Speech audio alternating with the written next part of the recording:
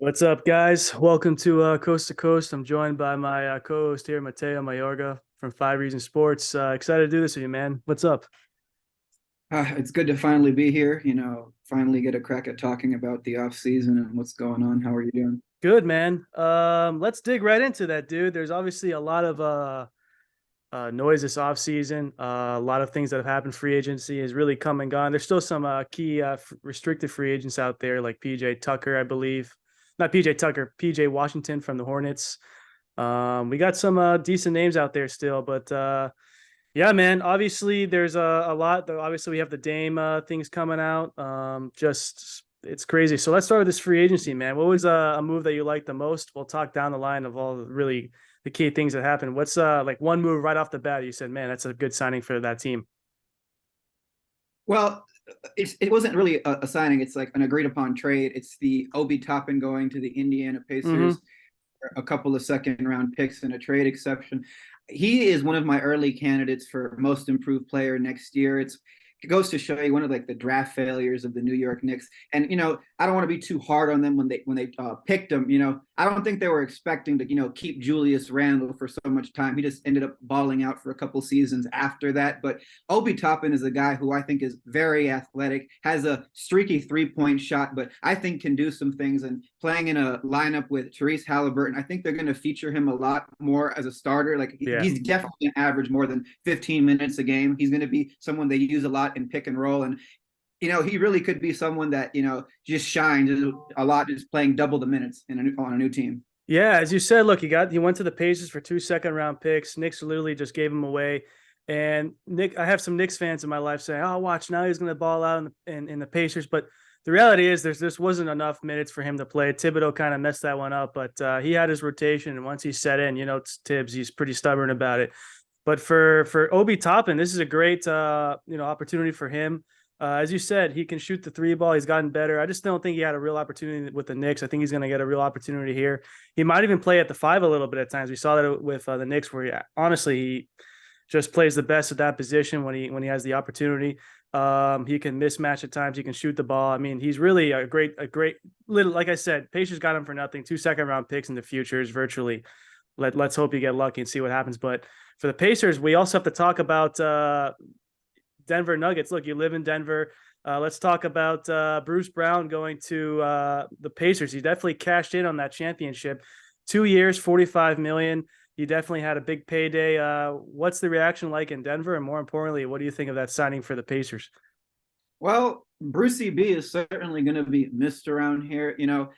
At the press conference after the game five win where they got the championship, he could have been just a little bit too doused in champagne. Like everybody was talking like he was going to say, he was saying that type of stuff, even at the Yeah. parade, like he was going along with Malone. But, the really meant everybody's kind of happy for him out here. Nobody's saying, that Bruce Brown, he should have stayed. No, like he really earned himself a bag. And, the second year of this deal is a team option, which kind of, doesn't make it as, great, but he's still going to get some lucrative cash for the following season, which is 2023, 2024. And I think he really helps the Indiana Pacers if they want to put him in the starting rotation or off the bench, because he's someone that can give you 15 points a game without having a play run for him, because he's just so active relocating on the perimeter, cutting inside, running hard on the fast or on the break, or just going for offensive rebounds. So that is a huge addition for the Indiana Pacers. Hopefully they can keep him long term too.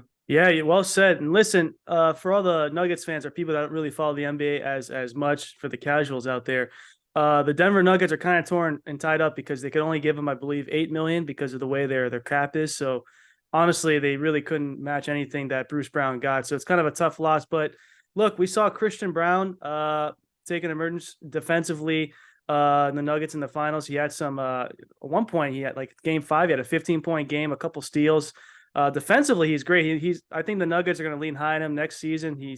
Seems to be quote unquote their Bruce Brown now, but they also have some other draft guys like Julian Strother from Gonzaga, who made that big shot in March Madness to go to the championship, or close, knocked down a big shot. But overall, man, I think look, it's obviously tough to lose Bruce Brown, but I think the Nuggets are going to be fine. I think they have other players that they can rely on. Obviously, it's hard to find another Bruce Brown, but This Denver team will be fine. I will say that they've had a tough free agency so far, but I don't think they're done by any stretch.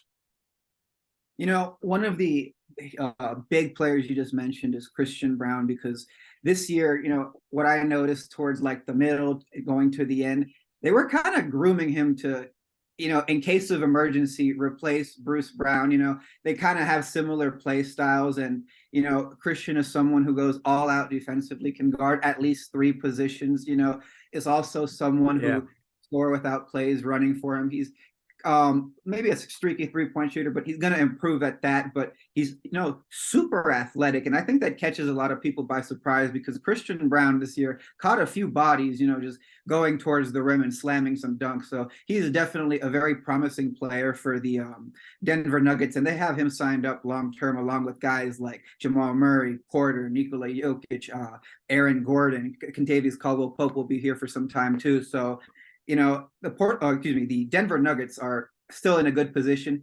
Losing Bruce Brown hurts, but they were in a position where they could only offer him, I think, 7.8 million. Yeah, something like that. He went to a spot where he was offered triple that. You really can't compete with that situation. Yeah, exactly. I mean, like I said, their cap really restricted them from what they can do, so that's fine. Let's get to one of my favorite signings so far in free agency. I just can't believe that this team landed him for this price. It was 2 years, 5.6 million, I believe. That's Eric Gordon to the Suns. That is the perfect signing for that team for what they need. I mean, there was reports that actually Eric Gordon himself, he turned out bigger money, I should say, compared to what he would sign with the Suns. I think at this point he just wants to win a championship in his career. I don't think he wants to, be a guy who can score a lot of points on a crappy team. That was a great signing for the Suns. Also, they got Bates Diop from the Spurs last year. He plays pretty solid. They got Drew Eubanks in free agency. That was a pretty nice sign for them. They got Yanabi, I believe his name is, from the Nets. That was KD's former teammate. There was a stretch where he didn't miss a three for 2 months. Honestly, the Suns did pretty well here, man. What do you think about their offseason so far, considering all that money tied up to their 4 players? Well, I don't want to give away like a future answer, something we're going to talk about in another topic later on the show. But, as far as Eric Gordon, he's entering his 16th season. He can probably still do some things. He doesn't have the first step he used to as a younger player. No doubt he's been in the league a long time, but he can hit some open shots. And, if they're playing the right way, obviously not going heavily into ISO, screening a lot for their teammates, moving the ball a lot, he could be the byproduct of some open like looks, because Durant is drawing extra help. Booker, got some doubles flash towards his direction, or also something for Beal if Eric Gordon is sharing the floor with either one of these guys. So I think he's going to have he's going to be someone that has a pretty good year next to these guys. Like you said, the Phoenix Suns kind of signed all these guys quickly. Watanabe was another guy from the Brooklyn Nets who was kind of like a dead eye in his like sparse minutes. Yeah, sure. Play, but I think that's a pretty good pickup as well. Damian Lee, he's also coming back, but I think they might be almost done with what they're doing, the Phoenix Suns. But I know we might speak about them a little later, but they're looking good. Seriously. Yeah, I don't want to give too much away. We're going to talk about our winners of the offseason so far later on, but I want to talk. Well, we'll talk about that in a bit, actually. But let's talk about Dame to the Heat for a second, potentially, and what the Heat have done so far this offseason. When I was driving up to Tampa, I was in the car. I got the best possible news in the worst situation as I'm driving, so I couldn't see all the text at the time. But that was Dame has finally requested a trade out of Portland. He's arguably the most loyal guy in sports the last really 10 years we've seen. He was refused to leave Portland. He wanted to win there for so long, and he's just – look, they drafted Scoot Henderson, Trailblazers, did the right choice. It honestly would have been malpractice if they traded the pick just to make Dame happier. There was really nothing out there that could have made them a contender. So they did the right thing by drafting Scoot, who I think is going to be a really good player in this league to pair up with Shaedon Sharpe for the future. And look, they had a GM meeting with Dame, and he wanted to give them a couple more days to see what they would do in free agency. They obviously signed Jeremy Grant to a 5-year, $160 million deal. That's a boatload of cash for him. But look, that's the new CBA. People are going to see that number and say, whoa. But in the future, that's going to look like a steal. Look, there's been numerous reports that Dame has wants to go to Miami and Miami only, and there's other teams, that have interest in trading for Dame. But do they want to trade all those assets for a disgruntled star if he doesn't go to the situation he wants? Portland said that behind the doors that they will do him right by trading him to the team he wants to go. But it seems like Hero is now the sticking point. They don't want Hero, so on and so on. But let's first talk about Dame and what the Heat did this offseason, because there's a couple of signings that they did that I liked. But let's start with Dame first and potentially all the noise. Well, it seems like he's hell bent on getting to Miami. Shams is saying that, Sharania of The Athletic, gets good information. I believe him on this. He recently, I think in his article this morning, said that other teams would be reluctant to get involved because they don't want to have a disgruntled star on their hands. Yeah. Like I said, but Damian Lillard has played with the Portland Trail Blazers 11 years, and I want to be fair. Like, I can't recall off the top of my head like them giving him more than like a few to a handful at best, like groups, to compete. Some with LaMarcus Aldridge, maybe a couple with CJ McCollum that underachieved. One year they went to the conference finals against the Warriors in 2019, but were swept, and that was with Kevin Durant missing because he had a strained calf at the time before he tore it in the NBA finals. But it seems like the only person kind of like doing the Portland Trailblazers' bidding is Adrian Wojnarowski of ESPN. Yeah, exactly. He's the one being, so gung-ho about, the Heat's package doesn't interest them. It kind of like the way his tone kind of makes it strike like Tyler Hero is some chopped liver. I don't think so. It's just like, they got a very similar player in Anthony Simons, who is, kind of like on a similar type of deal. But, the Heat kind of need another team to get involved in this situation. But right now, I know you say the Trailblazers with that third pick, they had to do what was right for them. They've always been doing that.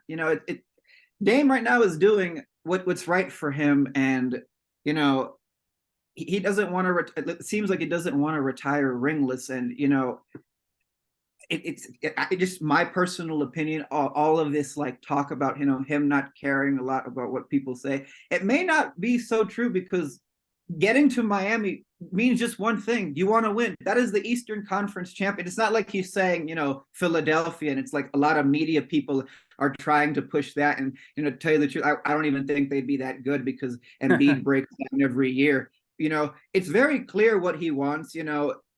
I don't think it would be a great thing if they, tried to send him to the equivalent of NBA Siberia for like the greatest package. Like, I know the Raptors, did the best. The Spurs did the best they could, doing a deal with the Raptors. Kawhi did his time there. Kyrie also got, dealt to the Boston Celtics, but those players didn't stay. If you trade for Dame and he doesn't want to be there, you're running you're running a serious risk of at least having a headache on your hands, because he signed up long term. He really just can't get up and walk. But this is a good thing for the Heat. It's just the only issue is it's going to probably take a while to Yeah, exactly.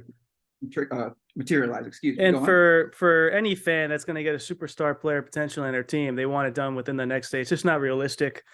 I do believe ultimately before the season starts, he's going to be in a Heat jersey. But look, this is the greatest player in Portland Trail Blazers history, in my opinion. They need to get this right. They need to get the most value.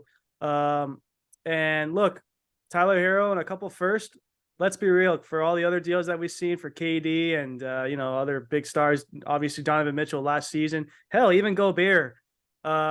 They want to try to get as much as possible. They're not going to get close to what those deals were, but look, you want to get at least some value for one of the best players in your franchise. So I don't blame the Blazers for taking as long as they want. They got to get this right. It really seems, I've seen a couple of contradicting reports that Ben Simmons is really the holdup in this deal, whether the Heat want to get him or not. Then it's Yusuf Nurkic and a salary dump to Miami. And then the Nets want now potentially Tyler Hero, but how many firsts is going to cost them? So I do think we're going to see a 3-team deal here, but it's going to take some time. These things are very complicated. Could even see a 4-team deal, as I saw in some things, but it's going to take some time. I do not believe other reports that he's going to go to potentially another team. Shams tweeted out earlier that not many teams are interested in trading for Dame because they don't want a disgruntled star. Why would you give up all these assets to get a guy who doesn't want to be there? So ultimately, I do think he's going to land with Miami, but it's going to take time, as you said, and I'm kind of curious to see what they get back. I hope they can keep Hackes, who looks pretty good in game one of the summer league. We'll see him tonight again. Jovic looks pretty promising. He's gained some weight in the muscles. Obviously, Martin is big to keep him there. I mean, under that contract and what he did in the postseason. So overall, what do you think about that? Well, real quick before I touch on Dame, you said he was like the best Portland Trailblazer. I certainly got him in the top three with, Bill Walton, Clyde, and Yeah, those two guys. But like Clyde didn't win with them, but Bill Walton did in 1977, beating the 77 76ers, regarded as one of the greatest teams to never win a title, kind of like the yeah, 2016 Golden State Warriors. But, back to Dame. This is very bad for, I think the Heat and the Portland Trailblazers if he doesn't get traded because, if you're the Trailblazers and you get to training camp, you got your star player pissed off. I think he's a professional. I don't think he would not show up to camp exactly. I agree. for them. But in the event that, like, let's say, like, hypothetically speaking, he's traded somewhere else where he doesn't want to go, perhaps like his ultimate trump card is threatening or that he's not going to go or to prevent one of those type of things. But it's bad for Miami too because you have players that are on the books right now who are kind of wondering, am I going to get moved? You don't want these things kind of lingering in their head for a while. I think one of the reasons Tyler Hero struggled as a second-year player in 2020, 2021, fresh out of the bubble, was because he was rumored to be, in this supposed deal for James Harden. And, the Houston Rockets didn't even really want Tyler Hero at the time. So, like, after the trade deadline that year, I remember him and Duncan Robinson really picking up their game. So, like, these guys, the players are human, like, them being uncertain about their situation affects them, in every aspect of their life and, like, also their game. So this is not a good thing to have lingering around, going into training camp. Yeah, you said it best, man. Time will tell. Like I said, I think Dame's a professional. I think he would show up if he's still there on the team, but I don't think there's any chance he's there before the season starts. I think we're going to see an end of this at some point. I don't think it's going to be relatively soon. I think it could take at least a couple weeks. Like I said, these deals are hard to do, man. Especially 3-team or 4-team trades. It takes everyone's got to be happy, and it's hard to make one GM happy. So to make multiple GMs happy and get what they want, it's going to take some time. So, well said on Dame. Let's talk about the quick signings they did. They have deja vu and a romance again with Josh Richardson. He took the minimum deal. There was reports that Eric Spoelstra called Josh Richardson personally and basically closed the deal that he came back to Miami. Josh wanted to be here. He has a 2-year deal. The second year being a player option to see how he plays. He's obviously probably going to get more money in the second year if he plays the way I think he's going to play this season. It's just a great pickup, man. He's just a basketball player, plays hard, solid D, inconsistent at times at shooting, but for what he needs to do on that team, he's familiar with the culture. I think he's gonna be fine. And I was very, very I thought it was important for them this season to find a quality big man. I like Zeller. He played hard, played tough, but let's be realistic. His time in Miami was coming to an end. I don't think we saw in the finals his playing time diminish a lot. I always admire guys who play hard. I have nothing against Zeller. Just he got a 1-year, $3 million deal with the Pelicans. Good for him. But dude, Thomas Bryant is a pretty good backup. He didn't get much playing time with the Denver Nuggets at the end of the year and in playoffs, particularly the finals. I don't even think we saw him for a minute in the finals, but this guy can play, man. He's a baller. He plays hard. He can shoot. He can rebound.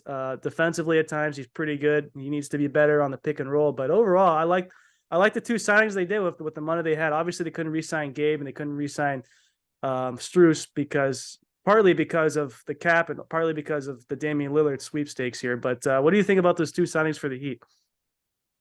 Well, before I get into them, you mentioned Zeller. Man, that 1 minute he was in the fourth quarter at the start of the fourth quarter of Game 5 was a real killer for the Miami Heat. I'm not sure a lot of fans will miss him. You're a real honorable man, my friend. But Josh Richardson, going to him, one of the Heat signings. His career was on the uptick before he was included as the Heat's attract one of their attractive pieces in He the was the Jimmy. main. He was the main piece in the Butler trade. Yeah. Yeah, when they're yeah, like into the 2019 four-team swap. Not like he wasn't going to be like a household name, but he was turning into like maybe one of the better role players in the league because he could defend, had a streaky jump shot from 3-point range, but the defense part really moved a lot of people, some teams, and he could do some things, like running the floor hard in transition. But having him back is a good thing. It's not a great sign that over the last 4 years he's been tossed around like loose bills at a strip club. Why haven't they wanted Josh? Maybe he's just not their cup of tea. Maybe he's just a Heat guy, and it's just the Heat are getting lucky with this one. But Orlando Robinson, he's going to come back. This is kind of like an insurance policy signing. They along with Thomas Bryant. Orlando's had some time in the Heat system. He still needs some improvement, I think, in the minor league. Because I think he needs to get a little bit stronger fingers sometimes. When I see when he catches the ball, opposing defenders swipe at it and he loses it. But he's a young big man, a prospect. It takes time for them to develop. So this is not a bad signing for the Heat. Thomas Bryant, the reason why I don't think he got a lot of time is because he is one of the poorest defensive centers in the league. When he gets a lot of usage, he can put up some points, but he is someone that I think teams attack very quickly if they see him on the court a lot of time. And the Denver Nuggets didn't even have to risk it at all. So not bad signings, but these are just like kind of like momentary things. Like what they're waiting for. They're not gonna like outspend, so they can't like go for day. Well, of course, it has to be through trade, but they're not going to take themselves out of a position to like. Exactly. These signings are insurance, and they did enough to still get Dame if he wants to come here, which they probably will. So, considering what the options were and the money they had, I thought these are two pretty good signings. I really do. For sure. Go ahead. Adebayo, these guys, I would see like Orlando and Thomas. If they're still around like past February, they would be getting time in the regular season. Bam Adebayo was a very high usage player, especially in the NBA Finals. Like, to tell you the truth, like when they were in the championship round, I was kind of considering like, could his body hold up? Going over 45 minutes. It's hellacious, to ask that of someone, but Bam is just such a great athlete. So important to the team that there was a serious drop off with whoever was behind him. But I was kind of thinking, could they do what's necessary and go crazy and play him the whole way? Obviously, they didn't. But unless they get some guys who aren't direct liabilities, I can't see them giving him more time to rest in the playoffs. Yeah. Listen, man. We're going to see in the next couple of weeks potentially with Dame, but considering their options, that he did pretty well. I wouldn't be surprised if they sign one or two more names. But look, something I should note the money's running out for a lot of these teams with the cap, and there's going to be some players that teams that get for steals, like PJ Washington is going to be one of them. I think they're going to take a 1-year deal, and there's a prove-it deal because money is tied up, man, for a lot of these teams. So we'll see, but we're going to talk about that a little bit later. Let's get into Wembenyama and the Spurs. Obviously, he's quote unquote from Woj, the greatest prospect in sports history. We have other players saying by year 3 he's gonna be the best player in the NBA. This year, he could potentially be a top 5 defender in the league. I do have some questions about the offense is gonna show this year. I do believe in the talent. I do believe overall he's gonna be a really good player. But let's talk about what the Spurs did so far and Wembenyama. Obviously, we talked the other day. You had a couple of things you wanted to talk about with Wembenyama, so the floor is yours on that one. Go ahead. Okay, spoiler alert. The reason I haven't written about this in my hoop diary is I'm waiting to speak to some real honchos who played the position, who can give me some insight, perhaps on some stuff I'm missing. I will eventually get this one out there, but I think he's going to be a good player. But here's the thing: Adrian Wojnarowski has lost his mind, saying he's the best prospect ever, and this is a lot to put on a young man who's 19, 20 years old, and also to say he's possibly going to be the best player in the world after his 3rd season. I've been watching quite a bit of Victor on my time off. I saw him in the games against Monaco, in the national team game against Lithuania, against Strasbourg as well. He can do some things. I think his best asset offensively is his passing. You know, what I don't like about Victor is that he's like a 7-4, 7-4, 7-5 off guard. And it's the reason I think he plays that way is because he is not strong enough to get to where he wants to go all of the time. And for that reason, you know, if he is getting bumped off of his spots by guys like uh Mike Scott, who used to play for the Philadelphia 76ers, who Mike is playing Scott. last year played on a team, Nancy. Guys like Donatas Montiunas, who is now playing in Monaco. This is a 7-footer who used to play in the league, who's no longer in the NBA, would probably be a backup now. If these guys are giving him trouble, I have no doubt he's probably going to experience some difficulty as a rookie. And, you know, people are going to be like, oh my God, they sold us as this generational talent and he's struggling immediately. A lot of people might sell their stock immediately. I think that's going to be a mistake. Like I've said a bunch of times with you, Rob, centers, you know, especially big men, the guys his size, they do not develop on a guard or forwards timeline. Like he could still be a good player. I think he will be, but you know, these expectations like from Sam Vecini of The Athletic that he's Kareem, Shaq, Tim Duncan, it's like, where are you getting this from? Like he doesn't pop like those guys. He, you know, he takes a lot of jump shots because he has to, because he can't get low.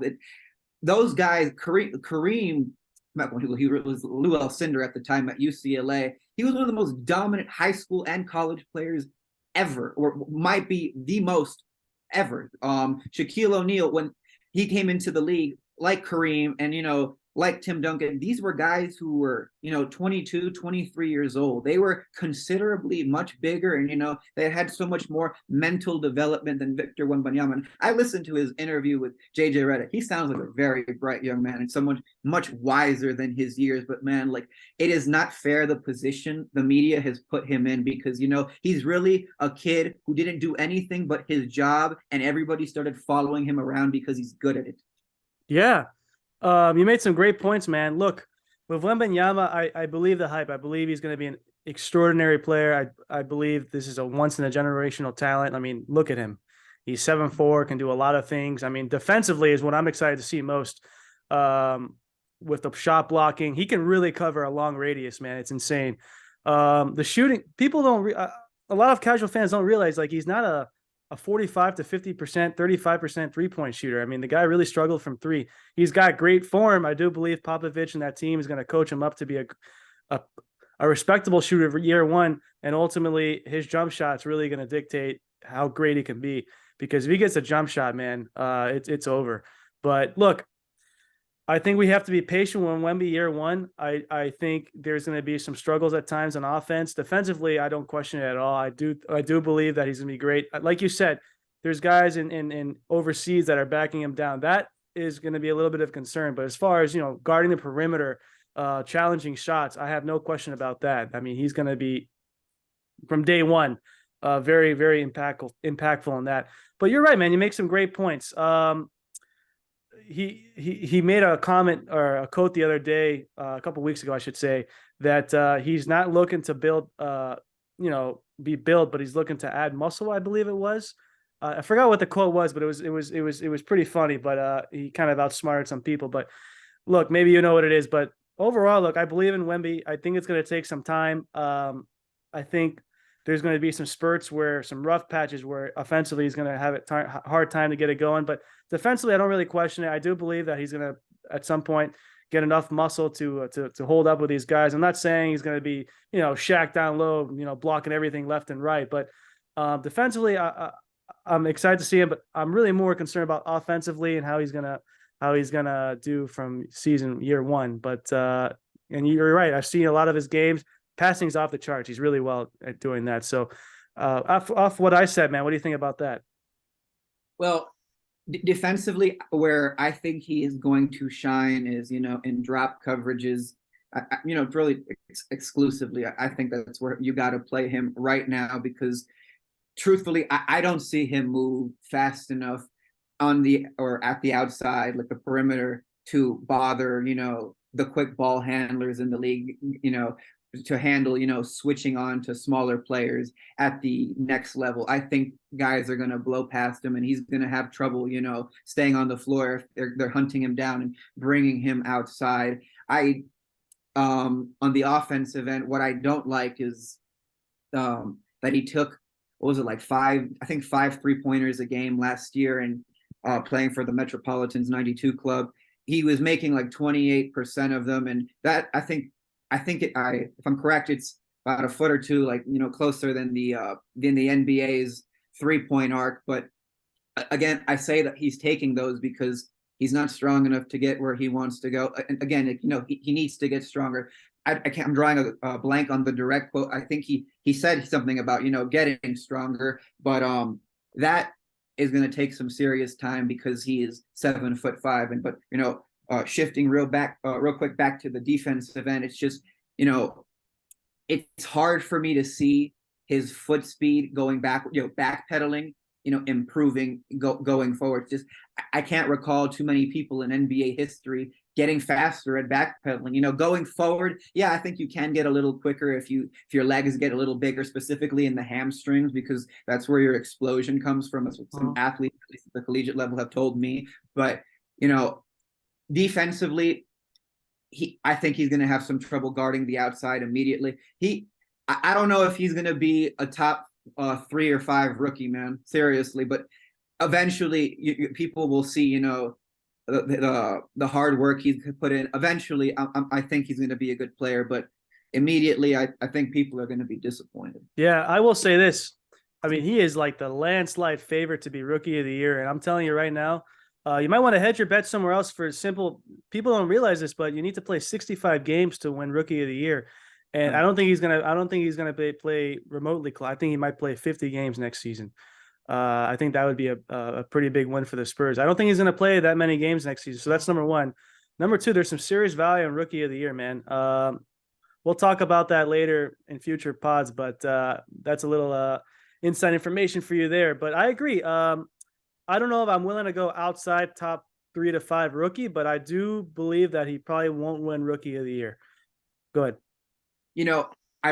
That's a great point what you brought up about the missing games, because, he's so thin, and the way he, some of the actions he likes to get into, if he runs a bunch of, dribble handoffs, naturally after the big man gives up the ball to a guard or the forward, whoever came curling for it, they're sacrificing their body with the pick. And if he runs this play a whole lot, a defender is going to be crashing into his body, and he's very thin. I'm not sure if his body can put up with a full season of really banging if it's still a kid's body, because he does not look like, I know he's tall as hell, but he does not have a man's body yet.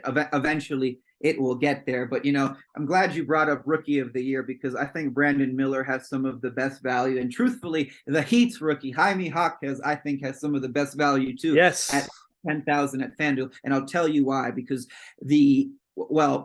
we'll see where he ends up. But here's the thing. Let's just say he stays on Miami for now. The reserve rotations, to my viewing, don't have too many guys who create their own shot. Jaime Jaquez, to me, looks like has the best footwork in the draft. So this is a guy who can create from himself. So it looks like he can get at least 12 points a game easy as a rookie in my eyes. So scored 21 points in the summer league already. You're right. And here's the thing. That was after a slow start in the first quarter. We might get into that a little later. Also made a poster as well, just for your side note. Multiple, actually, in position. But, so again, Jaime Jaquez plus 10,000 on FanDuel. I love that value. So pick him up there for rookie of the year if you are into that type of game. But, Wembanyama, man, real quick back to him. He's going to struggle, but I really hope people don't sell their stock immediately. Yeah, and by the way, we're not bashing Wemby at all. I think he's a great prospect. I do believe the hype. He is a generational talent. I do believe he's going to be one of. I'm not willing to go top 3 players, but I think within year 3 or 4, he could easily be a top 10 player. It's to say top 3. It's just so hard. There's so many great players in this league, man. I mean, to to surpass those guys in year three, it's so tough to do. So I'm not willing to go there yet, but I could easily see in year three him being a top 10 player. Would you agree with that? It's a little early for me because here's the thing: he would have to be 22, 20. What is he? Did he turn 20 yet? I don't think so. He's No. 22 years old. Like, listen, you got to remember, 22 years old, even if you're still in year three, is still an NBA infant. Like, I know people say like, oh, the average contract is less than 5 years. I get that, but we're not talking about those type of players. Like a guy like Wembanyama, number one overall pick at 22, he still has so much, to work for and show. Like he is still going to be so far away from the finished product at that age. I'm going to say no on that one because I think a lot of this has to do with his strength, and I don't think it's healthy, to pile on a whole bunch of mass in just 1 year on a guy. Yeah. Like it can't be good on their bones or their joints. I know I don't think the Spurs would do that. They obviously know what they're doing, but it seems a little early for me to be top 10 by 22 years old. Yeah. That would fall in line with generational. If you think he is that type of dude, by all means make that prediction. It's just I'm not there yet. And by the way, speaking of Jaime Jaquez at plus $10,000, that is great value. I'm not saying this because it's a homer pick, but he's a guy that I could easily see playing 65 games this year. You got to remember, you got to play 65 games to be eligible for this award. A lot of bettors probably won't know that. So remember that rule when it comes to betting. Real quick, Rob, yeah. I messed up. I said FanDuel for the audience. I'm sorry. The good ticket I saw him on is on DraftKings. Excuse me, everyone. DraftKings. Okay. Well, that's a fun little nugget there. Yeah, look, and a quick note on Brandon Miller. Are you concerned after one preseason game like all the other people? He fouled out. He only had 6 points, and defensively, it's going to be a concern. I mean, it's summer league, man. I know I personally never hold any much stock into summer league. I think it's Brandon Miller just getting his nerves and wanting to show he could play right away and impress. But look, man, these fouls are so contradictional sometimes. I think he fouled out twice in Alabama his whole season there, so I'm not too concerned about it, to be honest. Did he? I thought the California Classic had more. You were allowed to draw more fouls, like some ridiculous amount, like maybe like 8 or 9, or like 10 or something like that. I'm not. I thought he had like, what do you have, like 7 fouls in his debut? I believe no. I think it was 6. I think he had 6 and he fouled out. Okay, like listen, I didn't watch too much of him, but what I did see that was a little bit concerning to me is how in some moments he didn't look athletic against guys who are going into the NBA. And here's the thing: I'm not saying he's an unathletic guy. He looked like one of the the top 5 freaks of the draft. If you saw him play this last season, but it could be a lot, man. One poor summer league outing, and he ended up putting up some points. I think it was poor by his standards. You don't want to put too much stock in that. You don't want to overreact either. So I don't think so. A lot of people have been talking about him for good or bad reasons. Considering what happened earlier in the year. We'll leave it at like at the end of the day, he is still a young man with that on his mind. So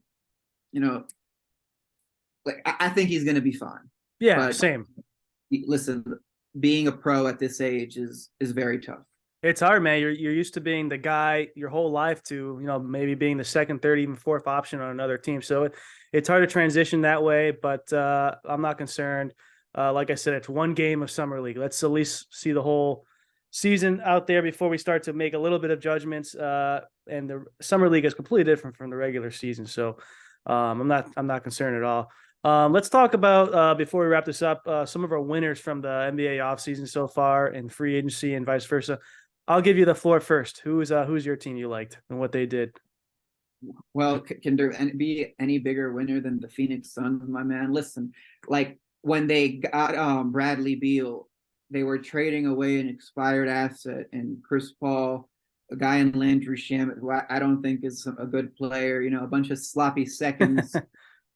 The Washington Wizards don't even have Chris Paul anymore. They managed to, fleece the Warriors for Jordan Poole, in an exchange. I know the Warriors had to get rid of him to, for some, money purposes to get under Yeah. some for the apron, but that's still a bad deal. But going back to the Suns, Chris Paul didn't play for them in the second round, and again, Landry Shamet is not a good player, and you replaced him with real deal Bradley Beal. This guy, about a couple of seasons, no, in 2020, 2021, was a hair away from leading the league in scoring until Stephen Curry, came away and, stole the scoring crown at the end of the season. It was kind of amazing, but Bradley was doing that while playing with Russell Westbrook in Washington. He is still a good player. He was a little banged up, in the time after, and I think it has to do with also the soft tank. The reason you didn't see him play so much this last year, because Washington knew what they were going to be doing for heading into the draft. But he is one of the best guards in the league. He's a 3-level scorer who, if you defend him in drop coverage and pick and roll, as soon as the man defending him up top is shed through the screen, the coverage is toast, man. Like, you got him, who's a very similar player to Devin Booker, kind of almost interchangeable next to Kevin Durant. And you still have DeAndre Ayton. Like, they didn't give up a whole lot. I know people are gonna say, yeah, they got 3 guys. Dude, they gave up nothing. I mean, let's be honest here. Yeah, like, they got guys that, yeah, they need to dribble the whole ball a lot. But listen, man, if your 4 best players are Beal, Durant, Booker, and Ayton, and you need to fill out the rest with minimum guys, you have a very good problem to have. Yeah. Well said, man. Look, I think part of the reason why Bradley Beal was injured is because the Wizards didn't want him out there. I think the injury thing is blown a little bit out of proportion. I'm not really concerned about the injury. I think it's more Washington just wanted to tank and see what pick they could get. I mean, what motivation is there for Bradley Beal to play when they're 20 games under, or don't really have a chance to make the play-in? That's one aspect of it. But look, the Wizards got nothing in return for Beal. They got basically a salary dump, and they moved Chris Paul away. But however, there is a caveat to that. I do like what the Wizards did, considering the pieces they had and got back. Like, Tyus Jones is now a starting point guard. He's a solid player. Jordan Poole, look, he has his issues defensively, but the guy can still score. He's still a good player offensively. I mean, defensively, it's really going to make or break maybe how long he's in this league. I want to talk a little bit later about Jeremy Grant and Kuzma as to why they signed those deals with those teams. But my winner is the Lakers, man, considering what they did and the space they had. Are you kidding me? They got Austin Reeves for 4 years, $55 million. You're telling me there's not one team out there like the Spurs or somebody that could give them a $98 million deal and at least make it competitive for the Lakers in the West? I mean, this is a team you're competing against. I'm sure that the Lakers would have matched $98 million, but to get them on a really, in my opinion, a big discount at $55 million for 4 years, the caliber player that Austin Reeves is, that's a huge signing for them. I didn't like the D'Lo signing as much, but I think they wanted to retain the asset because he's still a asset at some point. The salaries match. But look, they signed Gabe Vincent to a $33 million deal, 3 years. That's the best deal in the NBA so far this season that I've seen in free agency. That is an absolute steal. They signed Rui Hachimura to a I believe it was 4 years, like, what was it, 70 million? A lot of money. And by the way, I have a little bit of a conspiracy theory, but look, they gave exactly $37 million to D'Angelo Russell, and I have to look up the deal again to Rui Hachimura, but those salaries match in case later on they want to trade those 2 guys for Kyrie Irving. Just putting that out there. So that's my conspiracy theory there. But look, overall, the Lakers did well, man. They for the money they had and the issues they had with the cap, they did well, considering. I mean, to get Reeves at that price is steal, and then to get freaking Gabe Vincent, a tough guy who's been in the NBA Finals twice, with that experience and his shooting for $33 million is the steal of free agency so far, in my opinion. So they're my winners so far this free agency. Rui Hachimura was balling in the the Western Conference Finals rather, and especially here, like when the series was in Denver, he had like 17 points, like in quick bursts in both games, a super high field goal percentage. Like, losing his efficient production would have been a huge blow to the Lakers. And it's so funny because he was in the Western Conference Finals and playing against the Nuggets, and KCP, who is also on the Nuggets, or who was on the Nuggets, was also a Washington Wizard from a year past. They're both playing on a huge stage. I wonder what the Wizards were thinking at that moment. But going back to the Lakers real quick, I know I tread along, but Gabe Vincent is a great signing, man. Like he had his moments. He didn't have the sharpest NBA finals, but he did have a great game too. That was the one where the Heat won here in Denver. He had like 22, 23 points in that game. He gave Jamal Murray fits defensively after some switches. He's a quality role player who, is interchangeable as a reserve player or as a starter. And here's the thing, the way like the type of attention LeBron James attracts, this guy is going to be the recipient of a lot of open corner 3-pointers, guaranteed. So he is a very big pickup for them. But the Lakers have had a very good free agency, but I still think, with what you get for Beal, with what you mean, how you get Beal with what you gave away is kind of unbeatable to me. Yeah, exactly. I actually want to give you a loser as well this offseason. For me, it's the Rockets. I cannot fathom how you give $80 million to Dylan Brooks. Like, this whole China thing was obviously not going to happen. That was garbage. But for him to get $80 million over 4 years, Mateo, I'm not trying to hurt Rockets fans' feelings here. This is a true stat. Dylan Brooks was the second worst shooter in the NBA. Do you know the first at the top of the category for the worst shooter in the league was? I bet you'll never guess it. I probably will. Tell me. It's Fred VanVleet. They signed the two worst shooters in the NBA to a combined, I believe, almost $200 million. That's what they signed up. And look, I get why they signed Fred VanVleet. He's a respectable player. He's a locker room setter. The guy's a pure veteran. He's a good player. Does a lot of things well to help you win. But Dylan Brooks getting $20 million. I mean, who are you competing against to give him that money? I can guarantee you there's not another team out there lined up to give Dylan Brooks even remotely close to $80 million. So just because they have the cap room to do it, I'm just surprised they did it. Look, Dylan Brooks is not a bad player. I think to win a championship, you need a player like Dylan Brooks on your team. He brings a lot of stuff that people don't like to admit. The guy has a toughness about him. I mean, he gets in your head. That really affects players. I think you can win with Dylan Brooks, but to give him $80 million is absurd. Listen, that is high, excuse me.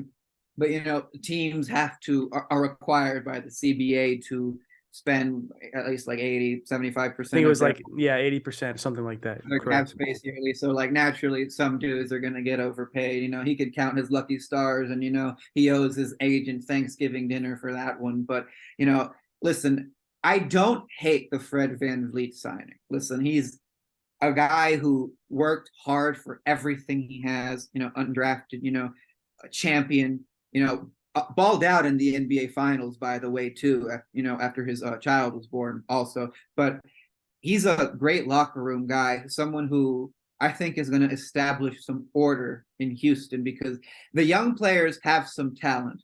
That's as far as I'll go. I do not like the way they play because one of their top players is Alperen Sengun, one of the guys I really like on this squad. The guy I love Sengun, man. They call him Mini Jokic. Yes, Porter, Green. These kids do not play well around him, or at least when I saw them up close in town for a couple of games in the mini series. After he was laying picks for them to get open, they were looking him off when he was open. I thought it was disgusting because at least in one half when Houston was in town here, Alperen Sengun was cooking the Joker, and a lot of that could have to do with Nikola's effort that night, but at least through like 24 minutes, he was giving him the business. And the next half, naturally the Nuggets, stomped the Rockets. But, Fred VanVleet is a player that, I think is going to, establish, how the ball is supposed to move. He's not going to let them run into so much, ISO, which, really turns off your teammates because it's not fun to play that way because when you do that a lot, everybody just starts watching and becomes disinterested. Dylan Brooks, the worst part about him is his antics, but I don't think unless he does something stupid and it costs the team, I don't think the players on the Rockets are going to dislike him because he's someone that's going to have their back and, be a rider for them. Overpaid, yeah, but the Houston Rockets really had no choice. Yeah.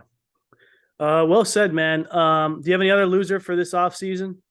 It's a team that you scratched your head and said, man, what are they doing? You know, the Philadelphia 76ers are on the verge of, because Harden wants to bounce. They gave up a quite a significant deal to get him. And here's the thing. He obviously wanted to opt in to, facilitate an easier move. It's very hard for you to get equal return back for even a player like him. I know he's not as good as he once was in his MVP years, but he just led the league in assists. He just averaged like over 20 points a game, or I think over like 21 points a game rather. And he had a couple of 40 pieces in the second round. And I'm not trying to, prop up James Harden, but, he's still a good player. And, Yeah. putting him around Paul George and Kawhi, and pretty much mainly putting James as a pass first player, that could be, very deadly out west. The 76ers are on the verge of being that team. There's some reports, and I actually believe this. We'll talk about this for a minute. I actually believe there's a real chance that James Harden could actually stay, even though he requested a trade. There was this big famous party the other day. I forgot the name of the guy, but Tobias Harris and Joel Embiid are there. They're all cracking jokes, smiling, hugging each other. I think that's pretty. Was there too. Yeah, everybody. Yeah, Grant Williams. Everybody was there, dude. But I think there's a better chance that people think that actually James Harden might just stay for the 1 year and work it out later on, because Daryl Morey, we have to remember, Daryl Morey loves this guy. I mean, he's banked his career on James Harden numerous times. I think it's going to be hard for Morey just to give him away. And look, there are issues if you do trade for Harden. I mean, this is a guy who's requested trade request 3 times in a span of a year. So, I mean, this is or a year and a half, I should say, but with the Rockets and then the Nets and now the Sixers, so maybe it's 2 years. But the point is, he's requested a lot of trades. So, I mean, anything can happen with this guy. I mean, he could be in LA Clippers for a week and say, you know what, I'm going to bounce. I don't like the way Kawhi and Paul George plays. I mean, at least he has some familiarity with the Sixers. I do think there's a better chance that he actually stays. I think they're going to work this out. If anyone can work this out, it's Morey and Harden. So, and remember, I mean, playing with Embiid is always a nice thing. The guy won MVP.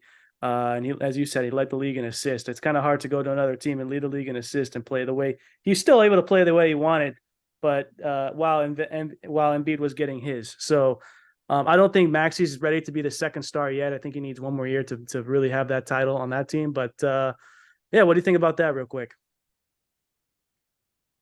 Well, if he stays, good for them, because it would really hurt, to lose him. Even if they get something back in a trade, it's very hard to replace his value. I know he does have his moments where he shrinks. They really have an emerging, I think, star player in Tyrese Maxey. Yeah, I agree. We both agree.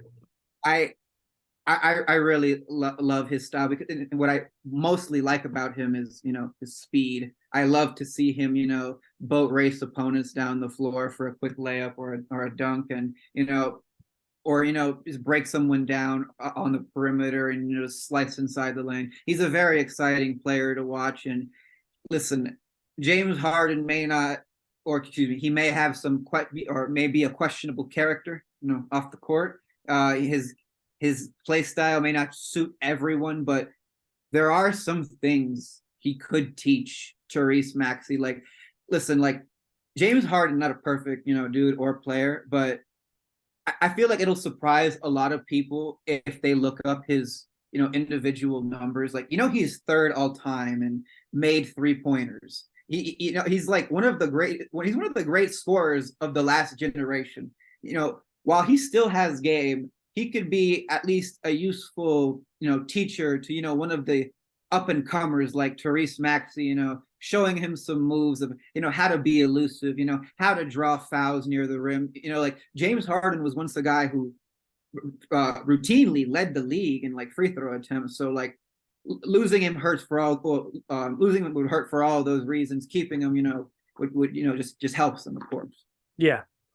Well, so that's enough on Harden. We'll see what happens. Like I said, it's going to be a game of chicken between, Dame and and Harden. We'll see how that plays out. I do want to talk about one thing before we go, and that's Kyle Kuzma and Jeremy Grant. A lot of people saw him sign these big deals to really non-competitive teams once Dame leaves. But listen, this is a casual case of retaining the asset. This is what's going to happen. Jeremy Grant is going to be ultimately traded probably by the deadline this year and next year.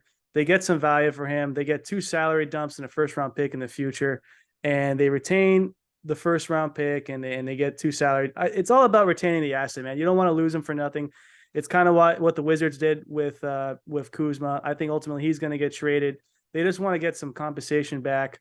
Hence, I even think that's why the Mavs did it with Kyrie. I mean, 3 years, $126 million. They gave a lot to get him. You don't want to lose him for nothing. So you saw this with a lot of teams. They just want to keep the asset and get something in the future as opposed to losing them. I don't blame them. And by the way, in a couple of years of the CBA this is going, those contracts are going to look like steals in Grant and Kuzma. So I do think ultimately that this was a win for those teams as well. Well, Kuzma is an emerging scorer. He's already a champion. It seems like he wants to be the star of his own team, and like, more power to him. I think he's someone who could really put up like 28 points a game. It's going to be on a very high usage, a team probably, struggling to make the play-in tournament, or else I could be surprised, as a guy who is a role player. I thought he was someone who performed in his spots well. Like, I thought he improved as a defender. Like, he's someone who used his body and weight around well to, take away avenues as a help defender when guys on the other side were driving. But when you turn into like this 25 point per game scorer, you kind of start sacrificing a little, or you're saving rather your energy on the defensive end so you can keep scoring buckets. I think he's in a situation now that probably makes him happy. I think he wanted the money most importantly than everything. Jeremy Grant, that was I didn't think there was a chance that he was going to leave because of what they gave up to get him. 5 years, $160 million is old CBA money, and like you said, like when the new figures start piling up, it's not going to be a bad deal. They'll have him for relatively a friendly team deal. Yeah. He's someone like in case like Damian stays, you got a really good player at his position. In case you get a haul and in a Damian Lillard trade, he is still one of your very good players, and you have some direction with him. Yeah, exactly. You said it best, man. Anything else before we close this out? Yeah, man. I think this Damian Lillard trade could take some time. Real quick on that, and then now Summer League. I'm very excited for the festivities that are going to be. Well, I'm not that I'm going, but I'm just excited to watch all these prospects. Going to be balling in Las Vegas, but this year is going to be awesome. It is, man. I really believe that. For sure. It is, man. The NBA is so talented. I can't remember a more talented year than this year. I mean, even the bad teams have talent, man. I mean, the Wizards are bad, but Poole and Kuzma and Tyus Jones, I mean, that team could score some points. They can win you a couple games. The Pistons had Cade Cunningham, Jaden Ivey, the young, Thompson. I mean, even the bad teams are going to be fun to watch this year. So I can't remember that like 5 years ago. There were some teams I just did not want to watch. Even the Hornets are going to be watchable. Brandon Miller, LaMelo, and Mikal Bridges coming back. I mean, that's how you know the league is so deep this year. It's just going to be a fun year to watch. Looking forward to doing a year long pod of you talking what's going on hoops all around, and it's going to be a lot of fun, man. It's so funny you mentioned even the bad teams are, enjoyable to watch, because I think back to like the 76ers of like 2014 and 15, before, like when they drafted Embiid and like waiting for him to play, and like 3 years. Yeah, like struggles with Nerlens. Like, oh my God, this team is unwatchable. But no, like, yeah, like a team like Houston, like they're like a glorified AAU squad. I can't wait to. So yeah. Great Dude, point. It's gonna be fun, man. Mateo, thanks for coming on. We're gonna do this twice a week, so once we get our schedule going, you'll see us twice a week at least talking NBA hoops. Thanks for coming on, man. Thank you.